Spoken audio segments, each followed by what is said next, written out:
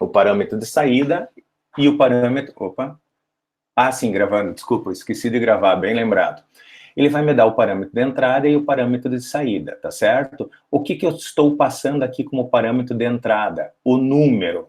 O número, ou vocês vão entrar, por exemplo, na minha função é par, e vou colocar efetivamente aqui o número 7, e vou dar um Enter, ele vai me chamar a função e vai me devolver o quê? É ímpar. Por quê? É par, é o nome da minha função, tá? Está definido aqui como o nome do arquivo. De novo, relembrando, gente, não colocam cedilha, acento, etc e tal, tá? Isso é um dos grandes motivos de erro em funções, tá certo? Ou execuções de arquivos do MATLAB. Esqueçam a acentuação, tá? Esqueçam um caractere especial, esqueçam espaço na formação do nome. O nome do arquivo é o mesmo que o nome da função. Parâmetro de entrada, parâmetro de saída. O que é o parâmetro de saída? Ele vai pegar o número, por exemplo, eu digitei, mostrando com o dedo aqui é ótimo, eu digitei 7, 7 é o parâmetro de entrada, ele jogou isso aqui, efetivamente testou se esse 7 que entrou dividido por 2, o resto da divisão é igual a 0, e fez o quê? Ele simplesmente passou um caractere, uma cadeia de caractere, é par, para a variável x, que foi a variável de saída, e essa variável de saída ecoou na tela no answers, na resposta, tá certo? Eu poderia também fazer o seguinte, A é igual, é par, 7, ele joga o quê? A saída em A. Bom, aqui possivelmente está o problema de vocês, que vocês dizem, eu não consigo chamar a minha função dentro de um código. Na verdade, tu chama e ela te devolve, só que ela está devolvendo nessa variável ANS. Se você não der um display nessa variável, não vai funcionar.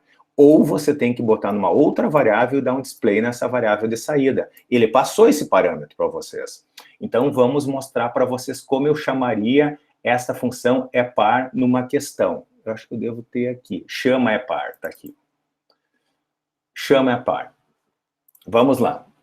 Limpei a tela, clear all, limpei a parte do workspace, né, das minhas variáveis. De novo, eu pedi a entrada de um número. Entre com o número e eu chamei aqui minha variável. O que acontece?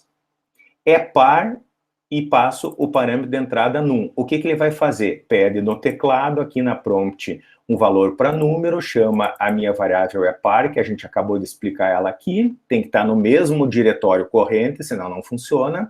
Passa o parâmetro de entrada e o que vai acontecer? Vamos ver aqui o que vai fazer este programa, tá? Aqui tá todos os comentários depois para vocês. Entre com o número 7. Não fez nada. Como não fez nada? Na verdade, ele fez. Ele pegou o número 7, jogou no número, passou e chamou é par com o parâmetro 7, e se você olhar isso é verdade porque a variável ANS ficou é ímpar. Então, que o número que entrou 7 chamou a função é par com o parâmetro 7 e voltou é ímpar, porque a chamada da função me retorna alguma coisa. Mas aqui eu não estou fazendo nada. Eu tenho duas formas de equar isso na prompt. Ou eu tiro da forma tosca, tá? Eu tiro o famoso, que é o método Cochambres, tiro o ponto e vírgula, o que vai funcionar? Vai forçar que esta saída ecoe na tela, porque não tem ponto e vírgula, quer ver? O método tosco, tá, gente? Entra com o número 7, a ANS é ímpar, mas fica horrível isso, mas pelo menos eu estou tendo saída da minha variável, que ela já estava me dando a saída, eu só não estou ecoando. Não fica agradável fazer isso. Então, o que a gente faz? A gente coloca isso aqui em comentário e eu tiro, por exemplo, essas outras duas linhas aqui, porque eu sou extremamente preguiçoso de digitar, né?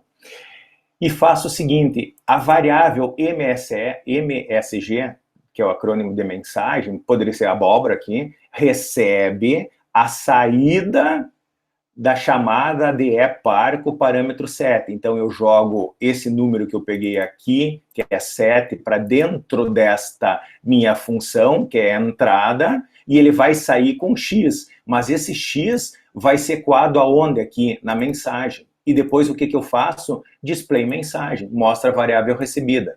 Fica mais elegante e o resultado é o mesmo. Vamos lá?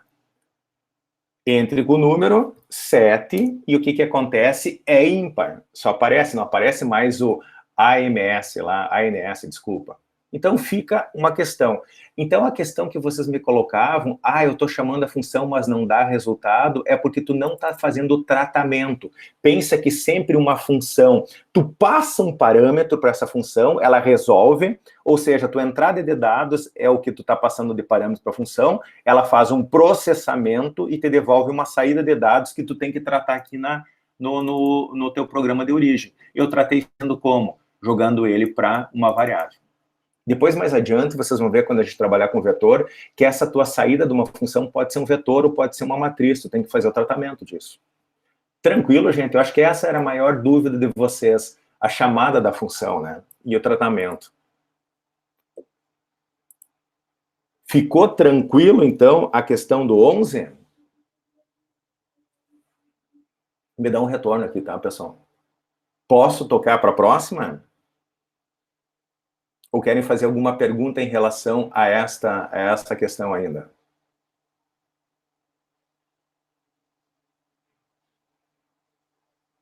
Vamos para 12? Me dá um ok, pelo amor de Deus, é horrível. Obrigado. Aí a gente fica numa agonia que parece que tá falando com as paredes, né, cara? Vocês vão passar por isso na aula que vem. Eu vou me vingar. Tá tudo esquematizado. Vamos lá. Vocês já vão entender isso. Esse é meu comentário irônico, tá? Então vamos pro 12. Primeiro vamos fazer a coisa certa, vamos tentar entender o problema. E também aqui pro venha que tem Alzheimer entender o que era o 12. Deixa eu ver o que era o 12. Tá. Faça um algoritmo que leia 2 valores numéricos e um símbolo. Caso o símbolo seja um dos relacionados abaixo, efetue a operação correspondente com os valores. Atenção para a divisão de 0. Tá. Aqui, na verdade, é para se simular uma calculadora vagabunda, né? No bom sentido. Então, você tem que entrar com 2 valores numéricos, tipo 2 e um símbolo. Então, tu poderia entrar com 2 mais 2, ela te devolve 4. Entra com 2 vezes asterisco 3, te devolve 6. Tá certo? Eu peço para depois continuar, caso o símbolo seja relacionado e efetue a operação correspondente do valor, atenção para divisão por 0. Eu nem pedi, o certo seria depois para fazer novamente essa operação. Fui bonzinho aqui. Não pedi para ele ficar num... não pedi porque não tem loop. Esquece. Viajei aqui. Que geralmente quando eu dou essa questão eu peço para no final, deseja realizar novamente uma outra operação, daí tu tem que dar um sim, mas se vocês não têm loop ainda, vocês não poderiam fazer, por isso que eu não pedi aqui. Então, basicamente aqui, pessoal, é uma calculadora que você entra com 2 valores de entrada, um desses 4 símbolos, ela te devolve essa operação. Se for um mais, ele te devolve soma, se for menos, uma subtração, vezes a multiplicação e a divisão. A divisão, ele pede para vocês cuidarem a divisão por 0, porque a divisão por 0 gera um erro, tá? Então, para vocês trabalharem esse conceito. Vamos ver como eu fiz aqui? Questão 12. Aqui ficou... eu falo para vocês não colocar acento, né? É que como eu estou usando isso aqui, um drive do MATLAB, e eu uso o Mac, ele tem a questão de codificação do TF8, é um horror. Daí quando eu jogo pro drive, quando volta, ele volta desse jeito. Não me perguntem por que lá. O drive da Matchworks, pode ver que eu estou usando. Acho que agora tá legal. Deixa eu tentar entender aqui o código para explicar para vocês. Mas o código é simples. O código, basicamente, você já sabe, o primeiro limpa a tela, limpa a área de variáveis, e eu trabalho com 2 variáveis de entrada. 2 variáveis de entrada numérica e uma do tipo string. Então, as variáveis numéricas eu chamei de número 1, número 2, que são aquelas 2 valores numéricos. E a minha string, que eu chamei aqui de operador, elas são essas 4 possibilidades. Quando eu estou trabalhando, pessoal, com string, o que eu faço? Eu sempre vou fazer toda e qualquer comparação através de aspas. Então, olha aqui o que está acontecendo.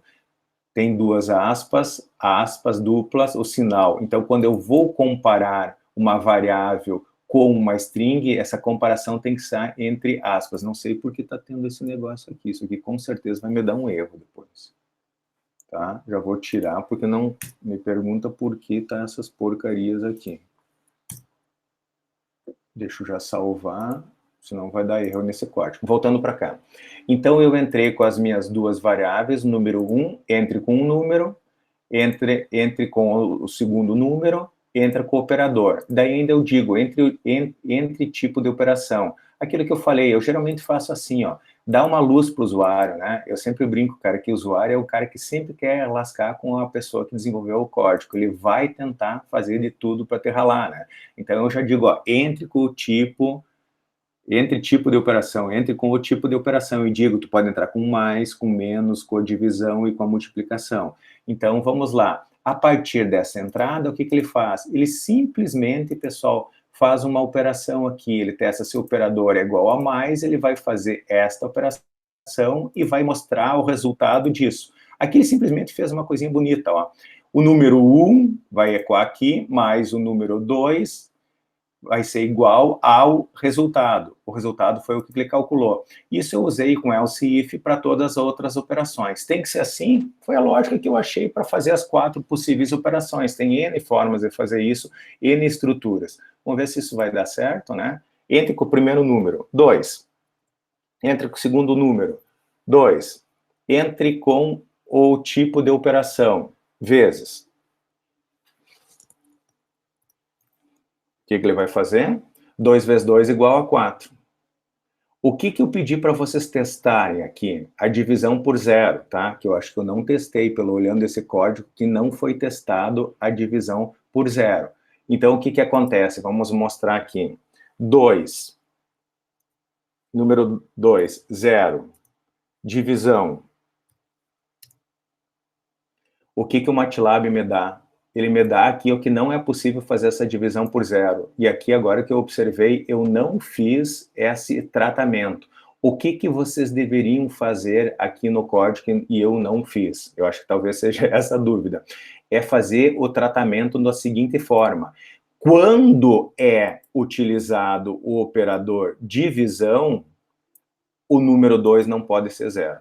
Tá certo? Vocês podem dar um direto aqui. Vocês poderiam fazer um teste a grosso modo antes dele resolver aqui a operação. Ou ainda fazer uma outra forma aqui no final em que ele trabalha nessa parte especificamente aqui da divisão. Quando ele cair aqui, ainda vocês poderiam testar nesta parte aqui, ó. Se o segundo número é 0, você, em vez de dar este print aqui, você dá uma mensagem de erro, tá? Eu realmente esqueci de fazer essa operação aqui. Mas eu espero que com essa explicação aqui, caso não consiga, a gente volta e implementa isso aqui. Só para uma questão de não perder tempo. Acho que era esse era a dúvida, pessoal. Deixa eu verificar aqui. Quem tinha me pedido especificamente o 12, conseguiram entender um pouquinho? Aqui, Eduarda. Tá tranquilo essa questão? Sim, entendido. Sim, beleza, tá? Era só uma questão de tratamento. Mas também aqui o próprio MATLAB, ele vai te dar aqui uma indefinição, ele não vai te dar um erro especificamente, a não ser que tu vai usar esse valor, esse resultado para um outro, como entrada de um outro produto. Foi o 11, foi o 12, o 15. Vamos lá. Vamos para a parte do 15. O que era o 15? Ah, tá. O 15 é legal. Isso aqui é bem legalzinho. Existem números de 4 dígitos entre 1000 e 9.999 que obedecem à seguinte característica. Se dividirmos o número em dois números de 2 dígitos, por exemplo, aqui o 20 e 25, 2025, pegar uma parte é o 20, a outra parte é o 25. Ou seja, eu pego esse número inicial de 4 dígitos e divido ele em duas variáveis de 2 dígitos, que seria a 20 e a 25. Tá? Um composto pela dezena, outro pela unidade e outro pelo milhar e centena. Somando esses dois novos números gerados, gerando um terceiro. Então, o que a gente vai fazer? Vai dividir este número de 4 dígitos em duas variáveis de 2 dígitos cada uma. Primeiro número 20, o segundo número 25. Soma 20 com 25 dá 45. 45 elevado ao quadrado dá 2025, que é exatamente a nossa entrada. Então, a gente teria que escrever um programa em que escreva um programa para ler um número de 4 dígitos e verificar se ele obedece a essa característica de formação aqui. Caso ele obedeça, escreva a saída do programa conforme o exemplo acima. Então, caso você digita 2025, ele vai me dar essa estrutura e vai me dizer obedeceu essa característica. Entre 1000, pessoal, que é a possibilidade, porque eu preciso 4 dígitos, e 9.999, que é o limite de 4 dígitos, existem apenas 3 ocorrências desse tipo de número, tá? Deixa eu ver como é que eu implementei isso. Isso é o 15. O que é o 16? Deixa eu só ver aqui.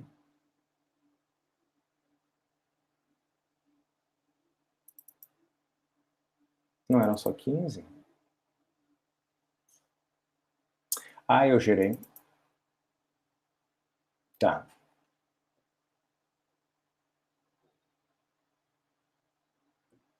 Beleza. O 15, deixa eu arrumar aqui. É bom que eu tenho que entender primeiro o programa, né? O meu 15, que é a resolução simples disso aqui, como é que funciona? Aqui em cima eu coloquei os 3 números possíveis e existentes entre o intervalo de 1000 até 9.999. Só são 3 ocorrências desse caso que cumpre essa regra, que é o 2025, que é o dado exemplo na própria lista, o 3025 e o 9801. Então, qualquer uma dessas entradas tem que dar a minha saída. Como funciona o programa? Essas 2 linhas eu me nego a explicar, tá? A primeira linha eu entro com o número N. Então, entre com o número. Claro que aqui ainda fui benevolente, mas sempre lembram que é o seguinte, formado, o intervalo do número seria necessariamente, né, de 1000 até 9.999, porque tem que ter 4 dígitos, senão não funciona, tá certo? Até não funciona, ele simplesmente vai dizer que não atende, ou seja, não vai mostrar nada. Mas vamos ajudar o usuário, né? Então, eu entro com um número de 1000 até 9.999. Assim que eu pego esse N, eu vou fazer um trabalho nesse N em 2 partes, em 2 outras variáveis. Aquela ideia de dividir esse número em 2 partes. Como eu fiz isso? Existem várias técnicas para fazer isso. Eu usei 2 funções do MATLAB. A primeira do Flor aqui, o que ele faz? Ele pega a parte inteira. Então, vamos tentar entender o que é esse pegar a parte inteira. Se tu pega o Flor de 2025, o que ele vai fazer aqui para mim? Não vai fazer nada. Pegar ele e tem que fazer uma divisão. Porque ele vai pegar sempre a parte inteira da minha divisão, que é exatamente isso que eu vou fazer. O que ele faz? Ele pega um número, divide por 100, essa operação eu faço, e desta operação ele só pega a parte inteira. Então, se tu pegar 2025 dividido por 100, dá 20,25, né, pessoal? Se você fizer aqui a operação matemática. Ele só pega a parte inteira desse número, tá? Se alguém tem dúvida disso, se alguém não entendeu o que eu falei, se tu pegar 2025 dividido por 100, ele vai me dar o número 20,25. O Flor vai simplesmente pegar só a parte inteira, só a casa do 20. Está resolvido o meu problema e eu jogo isso na parte do primeiro número. Qual é o meu segundo problema? Pegar a segunda parte, que seria justamente o resto da minha divisão, o 25. Para pegar o resto da divisão, era o mesmo comando que a gente usava para ver se era uma questão de par ou ímpar, o mode. O que faz o mode? O mode simplesmente pega o resto da divisão do número. Então, eu faria o seguinte. Agora, eu vou trabalhar com mode dos meus 2025, dividido também por 100, e ele vai me retornar... O que eu errei aqui? Perdão, aqui não é dividido. Aqui o parâmetro da função mode é vírgula. Ele me devolve o 25, que é o resto da divisão. Bom, se esse aqui me pega a parte inteira, esse aqui pega a parte fracionária, ou o resto da divisão deste número por algum outro, que eu estou usando sempre a base 100 para ficar mais fácil, ficar correto, eu tenho o meu primeiro número, eu tenho o meu segundo número. O que eu tenho que calcular ainda? Eu tenho que dividir em 2, fazer o somatório e calcular o quadrado. Então, o que eu fiz? Eu já calculei o quadrado direto. O que é o quadrado? Somo a primeira parte do número com a segunda parte do número, levo ele ao quadrado e coloco ele em quadrado. Se essa variável quadrado for igual ao número que anteriormente eu entrei aqui, eu simplesmente coloco a regra, esta aqui, impressa na tela. Vamos ver se isso vai rolar? Entre com o número entre 1.000 e 9.999. 1, 2, 3, 4. O que ele vai fazer? Não vai fazer nada, porque não vai satisfazer essa condição e ele não vai imprimir nada. Não fez nada. Até eu poderia ser mais... Eu poderia botar um else aqui, né? Não atendeu. Vamos colocar aqui, para não ficar tão feinho. Depois eu vou explicar toda essa parte aqui do coisa. Else. Vou botar um disp, tá? Aqui para ser mais rápido. Não rolou.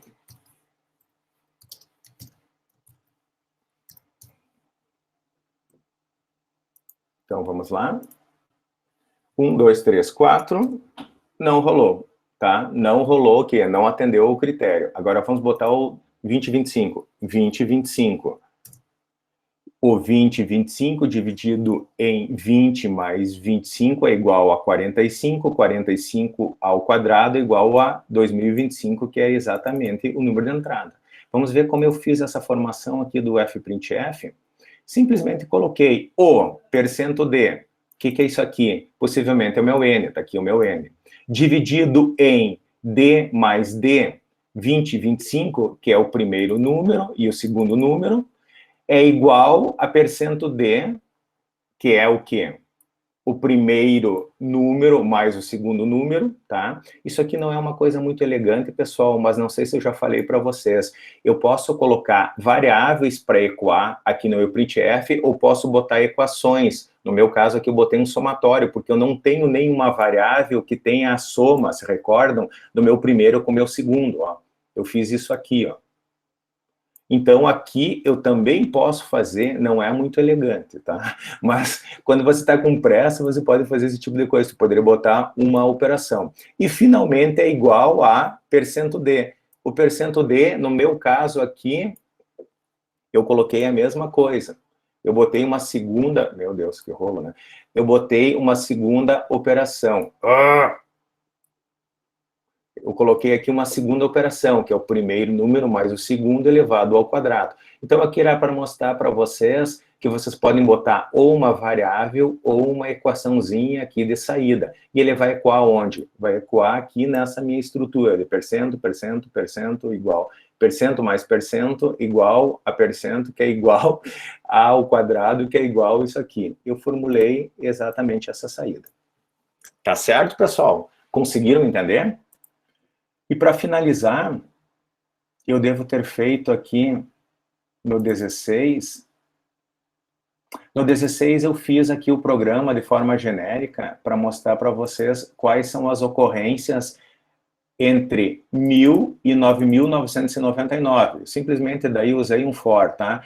Isso a gente vai ver na aula de hoje, que são os famosos laços. Isso aqui vocês não teriam como ver. Eu já vou explicar para vocês. Aqui é o meu programa gerador, que eu fiz simplesmente ele executar várias vezes, na verdade, para ser mais preciso, de 1.000 até 9.999, testando todos os números.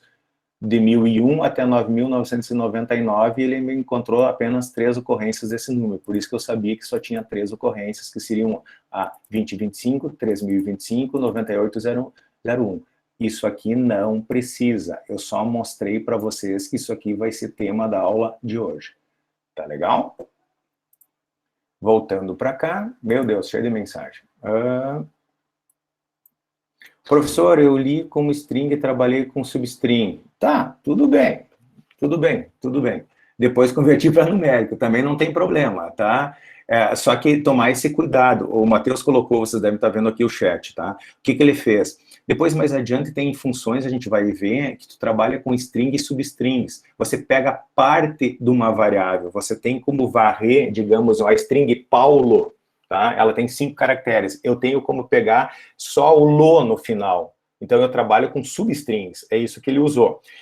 E o que ele fez? Ele pegou um numérico, jogou para string, trabalhou com as casas e depois ele teve que converter novamente para numérico. Por que tem que fazer isso? Se tu não converter e usar esse número depois numa equação, num cálculo, vai dar pau. Essa é uma estratégia que se pode usar, sem problema. Usei o int32, que retorna inteiro de 4 bytes. Também é outra forma, tá certo? Esse pessoal já fez programação, então eles já estão trabalhando com funções pré-definidas ou a questão da definição do tipo de dados.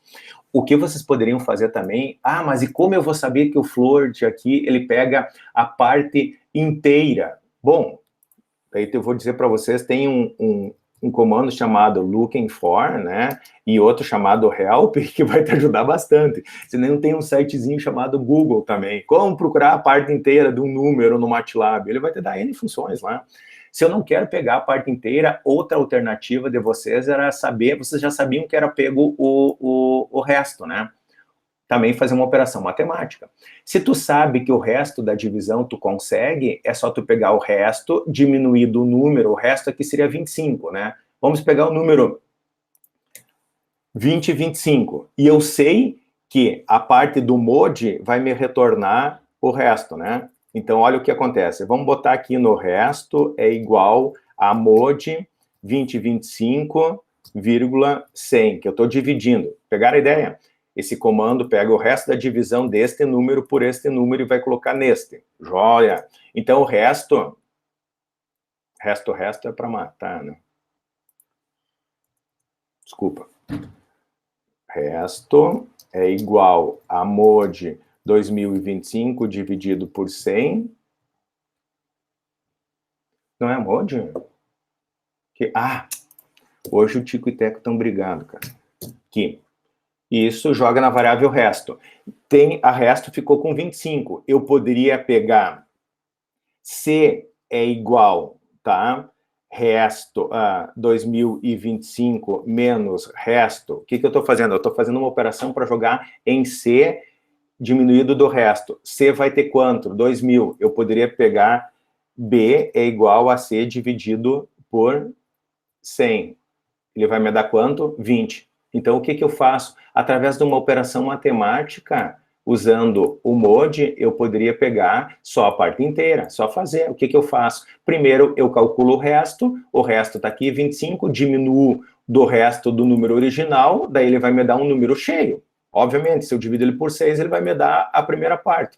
Essa é uma outra forma de fazer matematicamente, tá? Existe uma outra forma matemática que vocês podem pegar só o resto da divisão através de operações. Aqui não tem problema, pessoal, vocês fazem como vocês quiserem, portanto que vocês resolvam o problema, tá? Por isso que eu falo, isso aqui, gente, é coisa de pedreiro, tá? Aquilo que eu brinco. O engenheiro civil, ele vai fazer o prédio, o engenheiro vai resolver o problema, o programador vai resolver o problema. Isso aqui é só um ferramental, pessoal. São comandos. Isso aqui, se eu não sei, o Google resolve, o Help resolve. Mas eu não sabia que eu podia usar as funções.